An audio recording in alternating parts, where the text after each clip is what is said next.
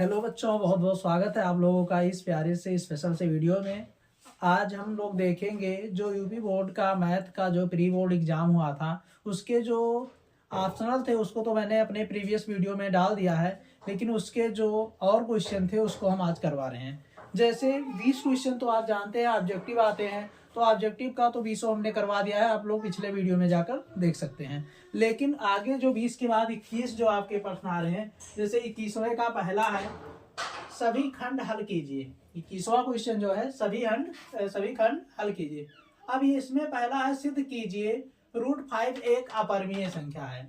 21 का जो है सिद्ध कीजिए कि √5 एक अपरिमेय संख्या। तो अपरिमेय संख्या सिद्ध करने के लिए आप लोग पढ़ चुके होंगे, नहीं तो हमारे जो है पहले चैप्टर में आप जाकर देख सकते हैं। इसमें हम क्या करते हैं, मान लेते हैं माना √5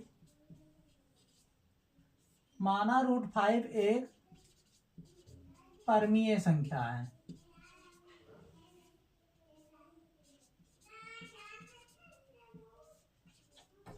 तो हम जानते हैं कि यदि वो परमीय संख्या है तो परमीय संख्या का कोई भी परमीय संख्या है तो उसे हम P/Q के रूप में लिख सकते हैं, जहां P तथा Q सहभाज्य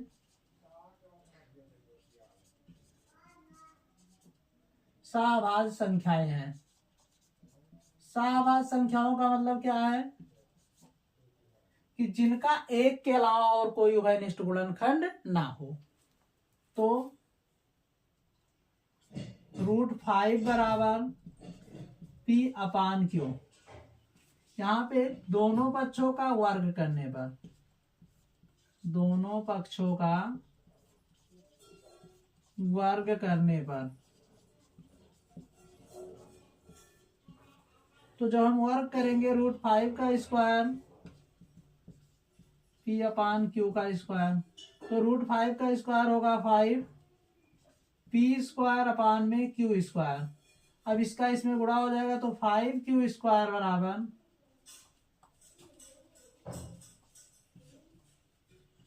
P²। अब जैसा कि हम देख पा रहे हैं ये इसके बराबर है, 5Q² P² के बराबर है, तो इसमें यदि 5 है तो इसमें भी 5 होगा। तो इसलिए हम कह सकते हैं चूंकि 5 से P² विभाज्य है या P² 5 से विभाज्य है,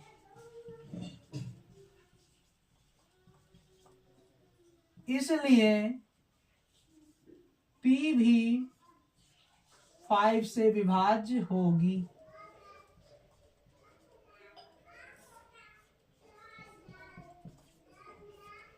अब मान लेते हैं कि 5 का जो है हम गुणा यम टाइप करते हैं तो हमें P की प्राप्ति होती है, यानी P बराबर 5m। जैसे मान लो आपको 10 दिया है तो 5 गुणे 2 करोगे तो 10 आएगा। यहाँ पे 20 दिया है तो 5 गुणे 4 करोगे तो 20 आएगा। लेकिन अब यहाँ P दिया है, ये आपका क्या है, चर है, मतलब इसका मान निश्चित नहीं है। तो जब ये मान निश्चित नहीं है तो ये भी मान निश्चित नहीं रहेगा, ये भी परिवर्तित होता रहेगा, केवल ये आपका निश्चित रहेगा।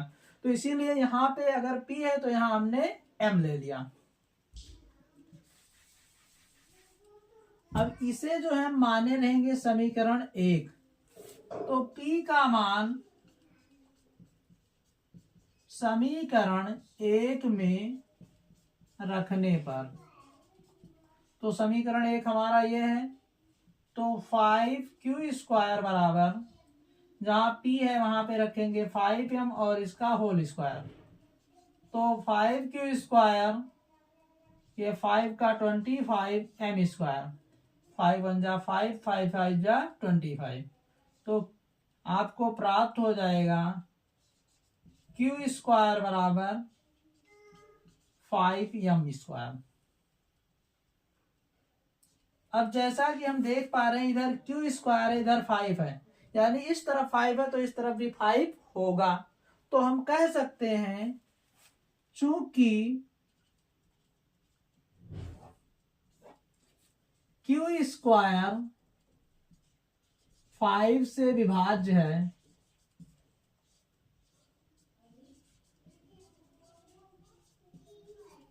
इसलिए Q भी 5 से विभाज्य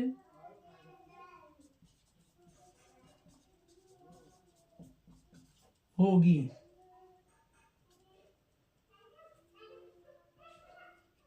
अतः 5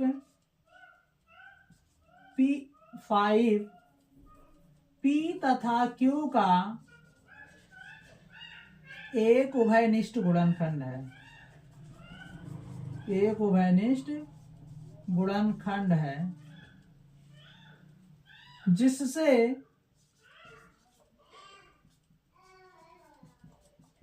इस तथ्य का विरोधाभास होता है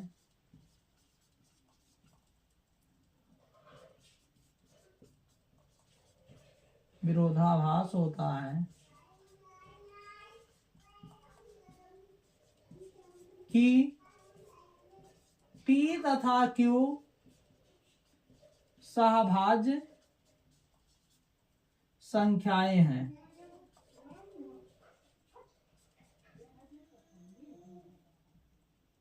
अर्थात अभाज्य संख्याएं हैं, अर्थात हमारी परिकल्पना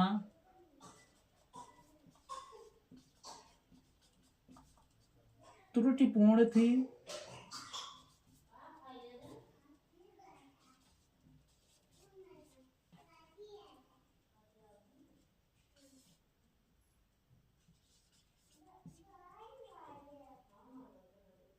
अतः √5 एक अपरिमेय संख्या है।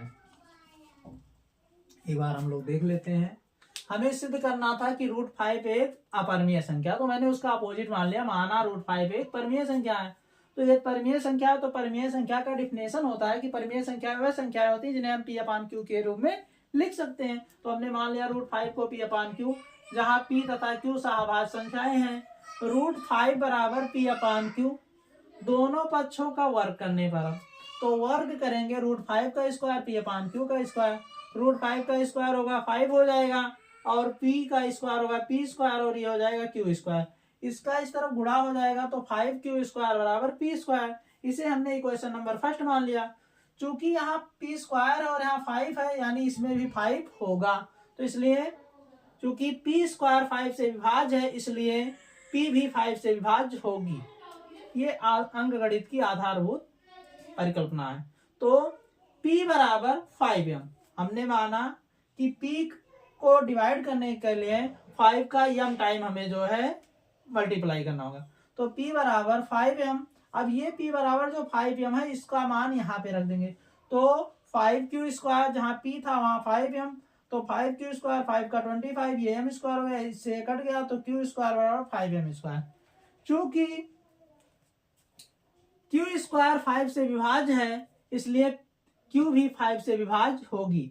अब हम यहाँ देख पा रहे हैं कि 5 से P भी विभाज्य हो रहा है और 5 से Q भी विभाज्य हो रहा है, अतः 5P तथा Q का एक उभयनिष्ठ गुणनखंड है, जिससे इस तथ्य का विरोधाभास होता है कि P तथा Q सहभाज्य संख्याएं हैं, अर्थात हमारी परिकल्पना त्रुटिपूर्ण थी, अतः √5 एक अपरिमेय संख्या है।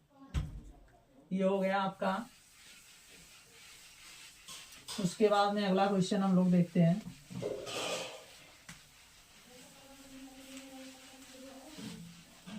अगला क्वेश्चन हमारा है, सिद्ध कीजिए 1, 5, 2, 3 और -2, 11 ये संरेख हैं।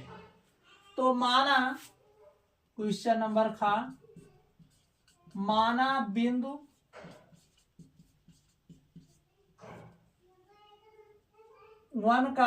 माना बिंदु A 1, 5, B 2, 3 और C -2, -11 त्रिभुज के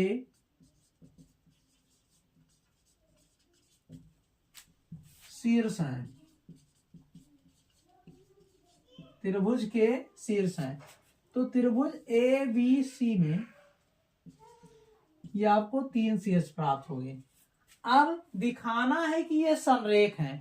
तो संरेख की कंडीशन होती है कि यदि दो भुजाओं का योग, या हम ऐसे कह सकते हैं कि यदि छोटी भुजाओं का योग, दो छोटी भुजा अगर हम देख लें बड़ी भुजा के बराबर हो तो ऐसी स्थिति में ये संरेख होते हैं।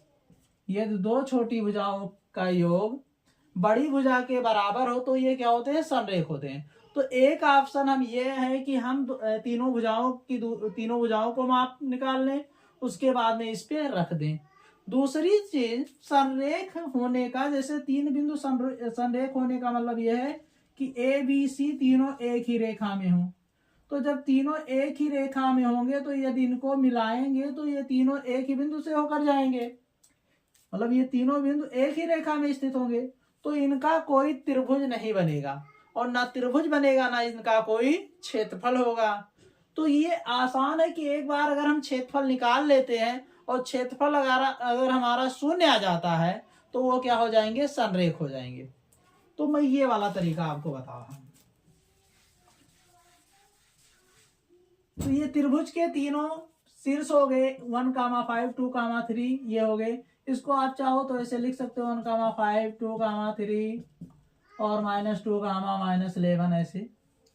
तो त्रिभुज एबीसी का क्षेत्रफल, त्रिभुज एबीसी का क्षेत्रफल, तो त्रिभुज के क्षेत्रफल का जो फार्मूला होता है 1/2 x1 y2 - y3 plus x2 y3 - y1 plus x3 y1 - y2।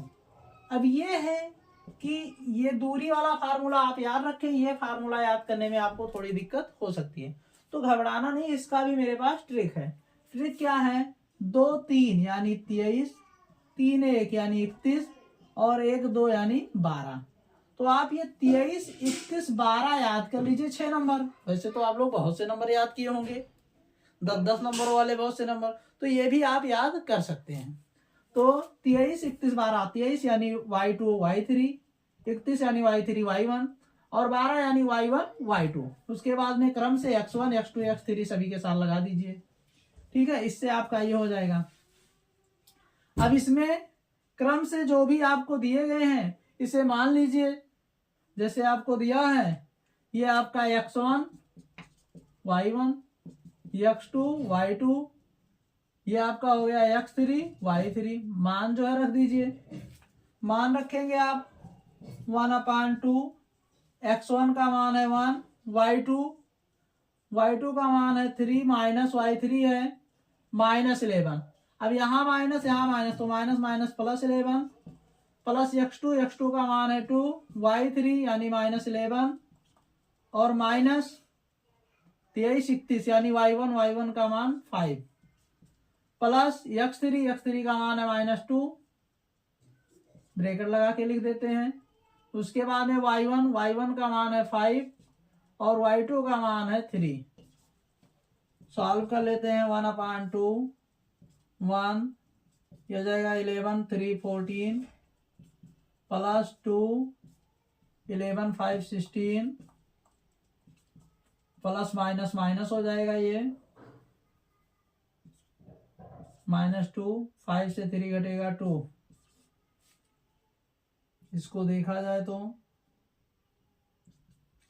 1/2 14 और 16 2 जा 32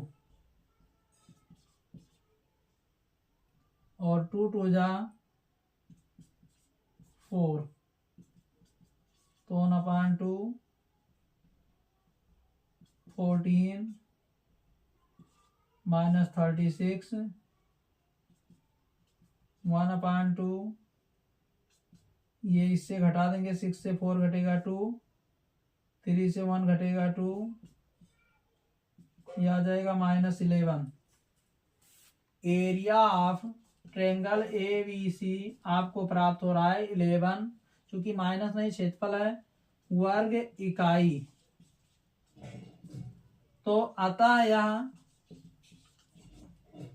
एक अतः यह संरेख नहीं है, अतः यह संरेख नहीं है। एक बार हम लोग देख लेते हैं कि सिद्ध कीजिए कि बिंदु ये और ये संरेख हैं, ऐसा दिया है। तो कैलकुलेशन में कहीं गलती तो नहीं, 1 5 2 3 और -2 कामा -11, 1 5 2 3 -2 कामा -11, 1/2 1 x1 1 ही था, y2 -y3 तो y2 है 3 और y3 है माइनस, तो माइनस माइनस प्लस 11 हो जाएगा। फिर x2 था, x2 रखा गया, y3 -11,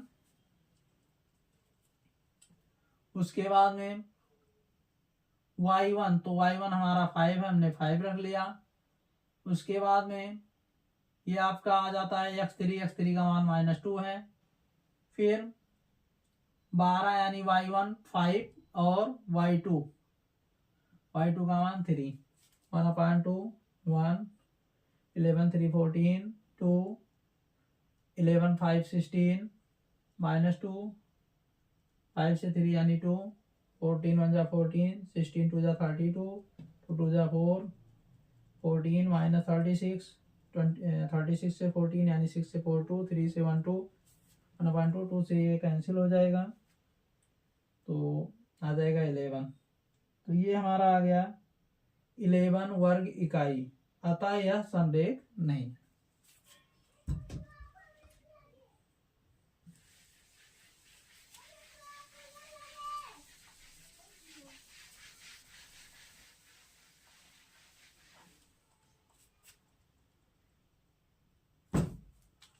अगला है आपका बिंदुओं -3 कामा 10 और 6 कामा -8 को जोड़ने वाले रेखाखंड को बिंदु -1 कामा 6 किस अनुपात में विभाजित करती है। -3 कामा 10 एक रेखाखंड है, माना ये आपका गा है, माना बिंदुओं A -3 कामा 10 तथा B 6 कामा -8 को जोड़ने वाले रेखाखंड को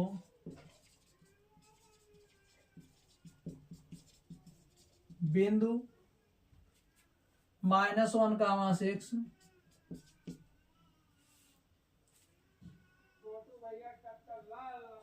के रेशियो 1 के अनुपात में, जब हमें अनुपात नहीं दिया रहता तो के रेशियो 1 के अनुपात में मान लेते हैं, अनुपात में विभाजित करती है।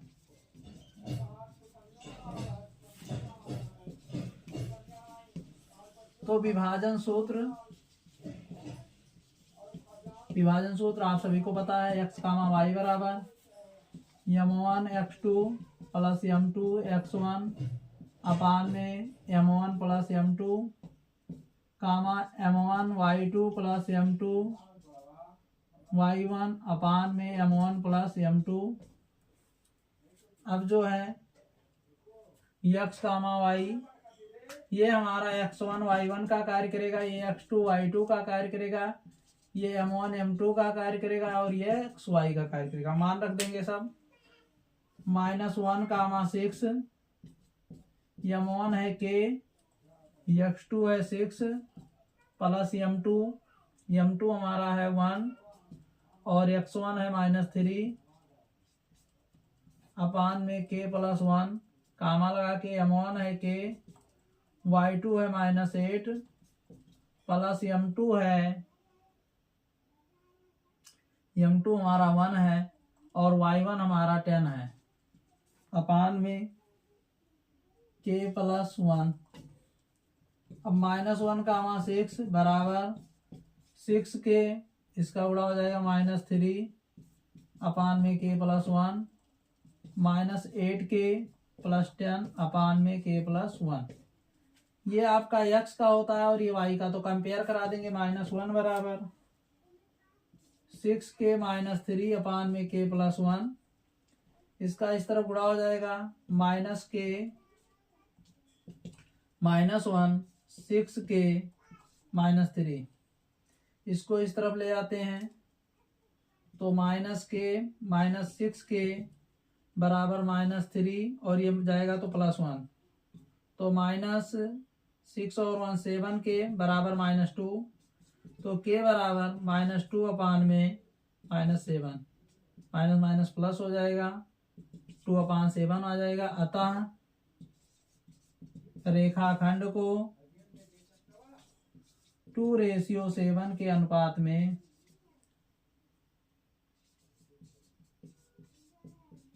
विभाजित करेगा। ये हो गया, इसको आप लोग देख लीजिए एक बार। क्वेश्चन हमारा है घा, सिद्ध कीजिए से के, ये है सिद्ध करना है से के ब्रैकेट में 1 माइनस साइन ए और से के plus tan A is equal 1, ये हमें सिद्ध करना है। तो हम LHS लेंगे, LHS यानी से के 1 माइनस साइन ए से के प्लस tan ए। हमें क्या करना है, लेफ्ट हैंड से राइट हैंड दिखाना है कि ये 1 है, तो से के को लिख सकते हैं 1 अपान कॉस ए 1 माइनस साइन ए और ये से के हो जाएगा 1 अपान कॉस ए प्लस साइन ए अपान में cos A, 1 upon cos A 1 minus sign ए, हर समान है, हर को एक बार लिख लेंगे कॉस ए और 1 प्लस साइन ए। जैसा कि हम देख पा रहे हैं ये फेस टू फेस इसके अपान 1 मान ले तो फेस टू फेस गुणा हो जाएगा और इसका यहाँ कॉस ए का 1 में होगा कॉस ए और कॉस ए का हो जाएगा कॉस स्क्वायर ए और 1 माइनस साइन ए 1 प्लस साइन ए यानी ए माइनस बी ए प्लस बी यानी A square minus B square. जैसा कि हम जानते हैं 1 माइनस साइन स्क्वायर ए का हो जाता है कॉस स्क्वायर ए अपान में कॉस स्क्वायर ए, इससे ये कट जाएगा बराबर 1, ये आपका राइट हैंड साइड आ गया। ये हमें सिद्ध करना था। इसके बाद में हम अगला क्वेश्चन देखते हैं। अगला क्वेश्चन है हमारा क्वेश्चन नंबर अंगा, त्रिज्या 10 सेमी वाले एक वृत्त के त्रिज्यखंड का क्षेत्रफल ज्ञात कीजिए जिसका कोण 120, यानी अंश माप 120। त्रिज्या आपको दिया है, त्रिज्या r बराबर 10 सेमी और आपको अंश माप दिया है थीटा बराबर 120 डिग्री। आपको त्रिज्यखंड का क्षेत्रफल ज्ञात करना है, तो त्रिज्यखंड का क्षेत्रफल बराबर होता है theta upon 360 into pi R square, ये फार्मूला है। थीटा का मान 120, इसका मान 360, पाई का मान हम नहीं रख रहे हैं, आर का मान है 10 गुणे 10, 1 0 से 1 0, 12 1 कम 12, 12 त्याई 36, ये 100 अपान में 3 पाई सेमी स्क्वायर आंसर आ जाएगा। कहा नहीं है तो आप मान रख भी सकते हैं पाई का और नहीं भी रख सकते हैं। 10 to 100 और अपान में 3 पाई सेमी स्क्वायर, ये आपका आंसर हो गया इसका। अगला क्वेश्चन आपका है, निम्नलिखित आंकड़े बिजली के उपकरणों की सूचना देते हैं। बारंबारता दिया है, उपकरणों का बहुलक जीवन काल ज्ञात करना है।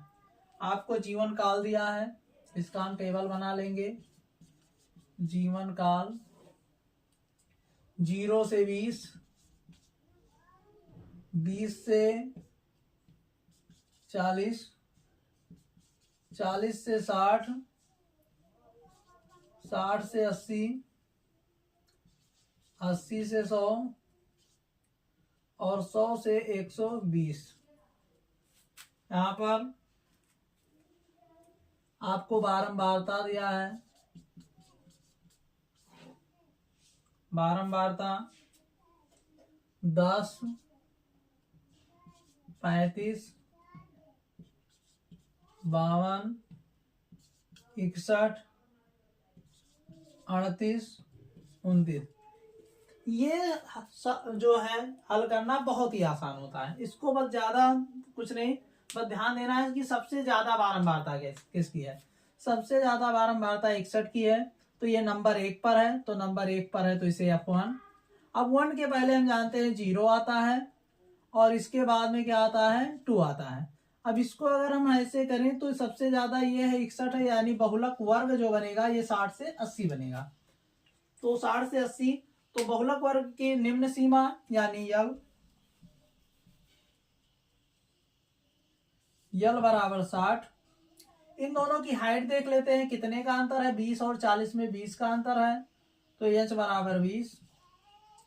उसके बाद में क्रम से लिख लेते हैं, F0 है 52, और F1 है 61, और F2 है हमारा 38। ये सब हमारा हो गया। इसके बाद में जो है बहुलक का हम जो है फार्मूला रख देते हैं।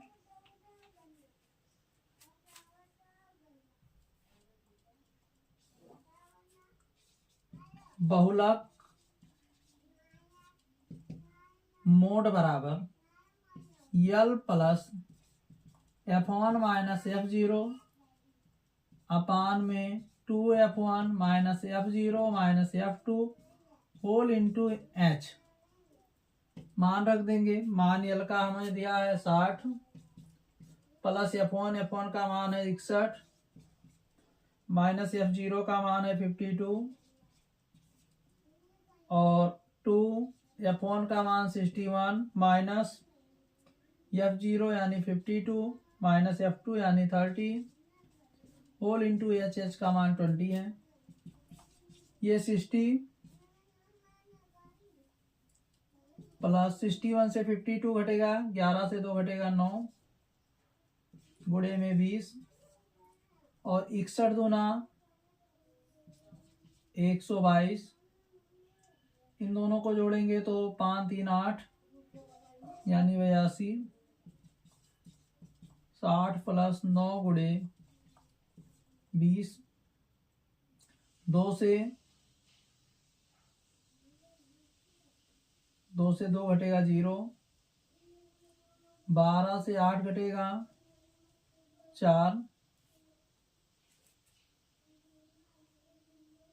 20 एक कम 20, 20 दूना 40, 2 से 9 को काटेंगे 60, प्लस 2 से 9 काटेंगे 2 चौके 8, 2 पंचे 10, यानी 64.5। ये इसका बहुलक आ जाएगा।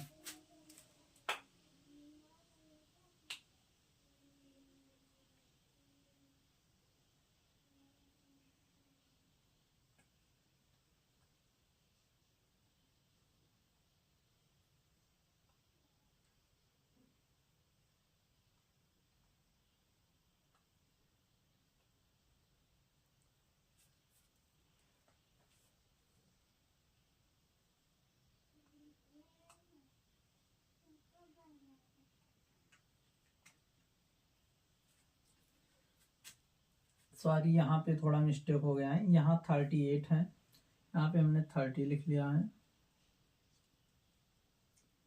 तो ये हो जाएगा 8 to 10,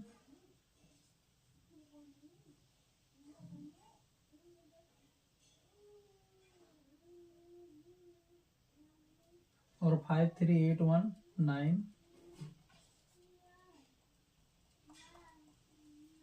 घटाएंगे तो हमारा आएगा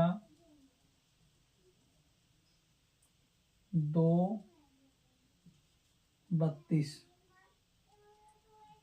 4 8 32, 4 पंचे 20, यानी 9 पचे 45 बटे में 8, 8 पंचे 40, दशमलव 0 लगेगा 50, 8 छक 48, 2 बचेगा,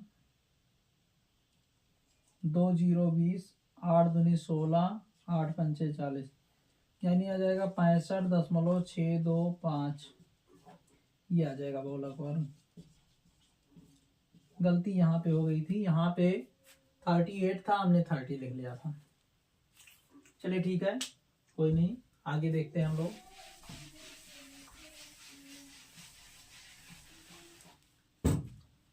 आगे हमारा है द्विघात बहुपद x square minus 2x minus 8 के शून्य ज्ञात कीजिए। ये क्वेश्चन आपका बहुपद के एक्सरसाइज 2.2 का है। हमने ये क्वेश्चन करवाया है, आप जाकर जो है बहुपद चैप्टर में इसे देख सकते हैं, ये वहां से देख लीजिएगा। सेम क्वेश्चन हमने करवाया है, बहुपद का वीडियो है, वहां पे आप देख लीजिएगा। अगला है दो क्रमागत धनात्मक पूर्णांक ज्ञात कीजिए जिनके वर्गों का योग 365 है। क्रमागत का मतलब होता है क्रम से, जैसे 2 3 4 या 22 23 24 या 41 42 43। तो अगर हम क्रमागत की बात करें, क्रमागत पूर्णांक की, तो इसके आगे की अगर हम बात करें, अगर एक 41 है दूसरा 42, यानी इसमें एक जोड़ दो तो हमें दूसरा प्राप्त हो जाता है। मतलब कोई भी एक प्राप्त हो तो उसका अगला प्राप्त करने के लिए हमें एक जोड़ना पड़ता है। तो इसीलिए हम मान लेंगे, माना दो क्रमागत धन पूर्णांक क्रमशः यक्स तथा यक्स प्लस 1 है। तो प्रश्नानुसार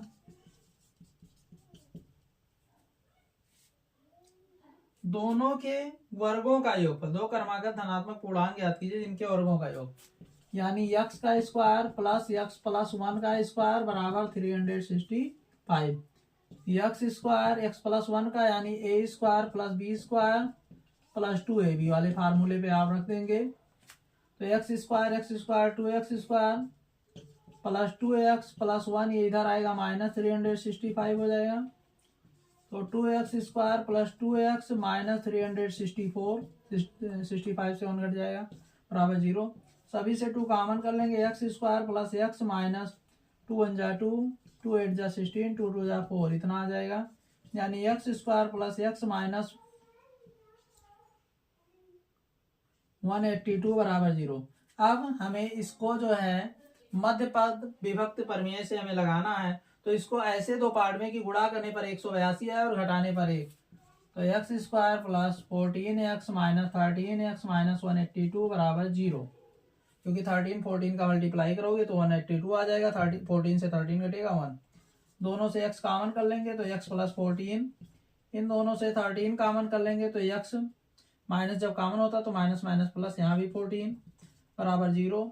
अब ये दो पद बन रहे हैं, इन दोनों पदों से x प्लस 14 कॉमन कर लेंगे तो x माइनस 13 बराबर 0।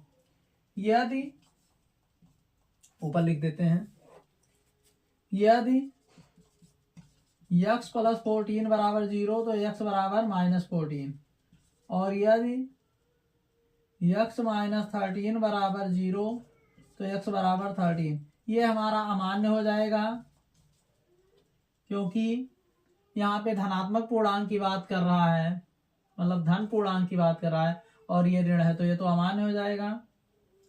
अतः क्रमागत धनात्मक पूर्णांक या धन पूर्णांक क्रमशः एक है आपका 13, क्योंकि x है तो x का मान 13, x प्लस 1 है तो 14, 13 तथा 14 है। यहाँ पर जो है एक बार इसको जो है x प्लस 14 लिए हैं, एक बार x माइनस 13 लिए। क्यों? क्योंकि ये दोनों आपस में गुणा हो रहा है, तो जब गुणा हो रहा है एक बार हम इसको इस पक्ष में भेज देंगे, इसको यहीं रखेंगे, तो ये जब इस पक्ष में रहेगा इधर जाएगा, गुणा हो रहा है इधर जाएगा, भाग हो जाएगा। 0 में जो भी जाता है भाग करने वो 0 ही हो जाता है, इसलिए x प्लस 14 बराबर 0 हो जाएगा। इसी प्रकार x माइनस 13 बराबर 0। तो ये माइनस 14 है तो ये माइनस आ रहा है, जबकि हमें धन पूर्णांक इसलिए अमान्य हो जाएगा। ये प्लस में 13 हमें प्राप्त हुआ, तो चूंकि x और x प्लस 1 है तो x का मान अगर हम 13 रखेंगे तो x प्लस 1 का मान 14 हो जाएगा। इसलिए दो क्रमागत पूर्णांक 13 तथा 14 है।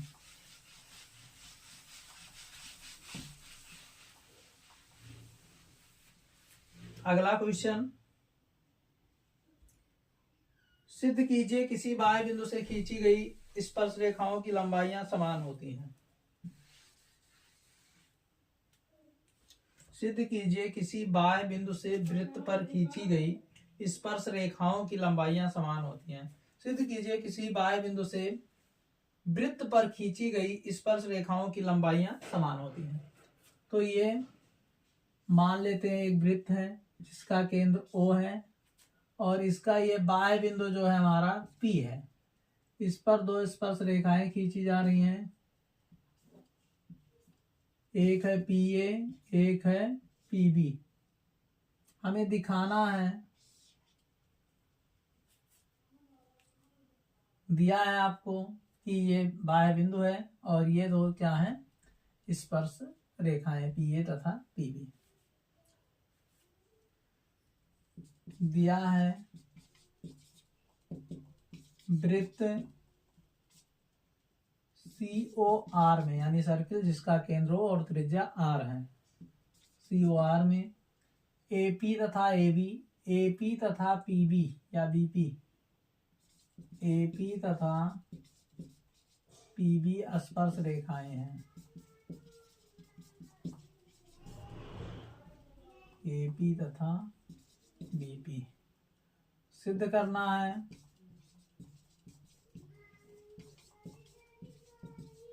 AP बराबर BP। उपपत्ति त्रिभुज, इसको हम क्या करते हैं, रचना कर देते हैं। रचना OP को मिलाया त्रिभुज PAO तथा त्रिभुज PBO में, इस त्रिभुज और इस त्रिभुज में AO बराबर BO। ये AO जो है BO के बराबर है क्योंकि ये क्या है, त्रिज्या है। हम जानते हैं एक ही वृत्त की जो त्रिज्याएं होती हैं वह बराबर होती हैं। उसके बाद में OP बराबर OP। ये OP जो है इस त्रिभुज में भी है, इस त्रिभुज में है, तो ये क्या है, उभयनिष्ठ है। क्या है, उभयनिष्ठ। और एंगल PAO, एंगल PAO बराबर एंगल PBO। ये क्यों, क्योंकि ये 90 डिग्री के हैं। तो इस प्रकार त्रिभुज PAO सर्वांगसम है त्रिभुज PBO के बाई RHS क्यों लगेगा, क्योंकि यहाँ पे राइट एंगल दिया है और जो भुजाएं दी हैं ये दोनों भुजाएं दी हैं। यदि यहाँ वाला कोण बराबर दिया होता तो हम यहाँ साइड एंगल साइड लगा सकते थे, तो यहाँ लगेगा RHS। तो RHS ये दोनों सर्वांगसम हो जाएंगे और सर्वांगसम के संगत भुजाएं क्या होती हैं, बराबर होती हैं। इसलिए हम कह सकते हैं कि AP बराबर BP बाई CP।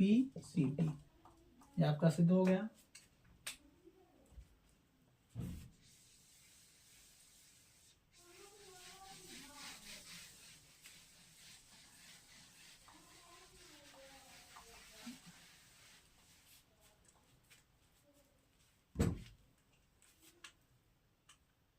अगला क्वेश्चन है, सिद्ध कीजिए कि यदि एक रेखा किसी त्रिभुज की दो भुजाओं को एक ही अनुपात में विभाजित करे तो तीसरी भुजा के समांतर होगी।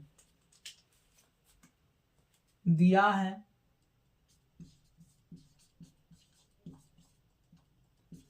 त्रिभुज ABC में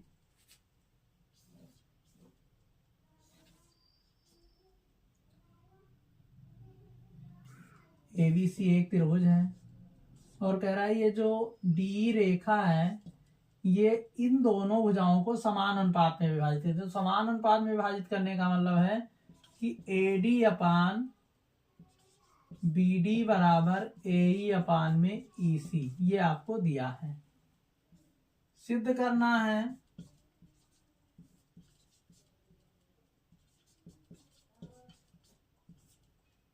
DE पैरेलल BC, DE जो है BC के समांतर, ये सिद्ध करना है। रचना करेंगे पहले हम क्या करेंगे,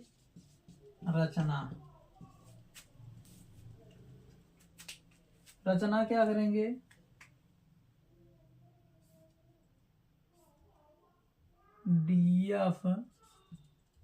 DF समांतर DF एक रेखा खींचे जो कि क्या है, BC के समांतर है। तो लिखेंगे DF समांतर BC खींचा, ये हमारा समीकरण 1 है। अब उत्पत्ति, DF समांतर BC, DF जो है वो BC के समांतर है। तो आधारभूत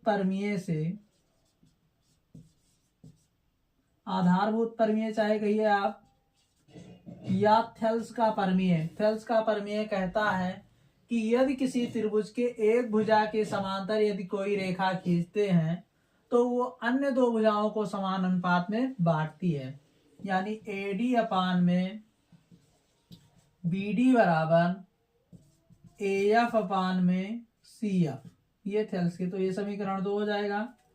अब समीकरण 1 तथा 2 से, इन दोनों समीकरणों से AD अपान BD दोनों में बराबर हैं, तो इसलिए ये भी क्या हो जाएंगे, बराबर हो जाएंगे। तो हम कह सकते हैं AE अपान EC बराबर है AF अपान CF के।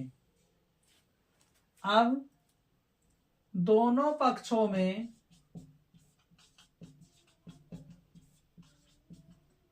एक जोड़ने पर, दोनों पक्षों में एक जोड़ेंगे तो AE अपान EC प्लस 1 AF अपान CF प्लस 1, तो दोनों, तो इसका तिरछा गुणा हो जाए AE प्लस EC अपान EC बराबर AF प्लस CF अपान CF।